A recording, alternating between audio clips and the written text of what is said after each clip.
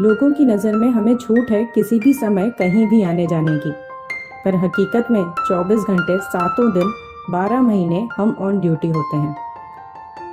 लोगों की नज़र में हमें छूट है कॉन्सर्ट्स में फ्री में जाने की, पर हकीकत में हम वहाँ भी रिपोर्टिंग करते नजर आते हैं। लोगों की नज़र में हमें छूट है कर्फ्यू लगे विस्तारों में जाने की, पर हकीकत में हमलों के खतरों के बीच हम समाचार लाते हैं।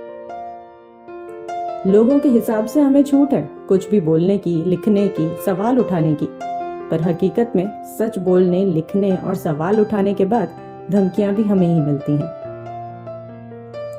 लोगों के हिसाब से हम एक ही चीज 10 बार दिखाते हैं, पर हकीकत में हम वही सवाल बार बार उठाकर आपको जगाते हैं। लोगों के हिसाब से छूट है हमें किसी भी आला साहब से मिलने की, पर हकीकत में उन्हीं में से कुछ हमें सवालों की लिस्ट थमाते हैं। लोगों के हिसाब से किसी भी फंसे हुए और अटके हुए काम करवा सकते हैं हम, पर हकीकत में हमारे काम करने की ही हमें फुर्सत नहीं। कुछ लोगों के हिसाब से हम धर्म के आधार पर न्यूज़ कवर करते हैं, पर हकीकत में सवाल ये है, क्या आप धर्म के आगे कुछ देखते हैं?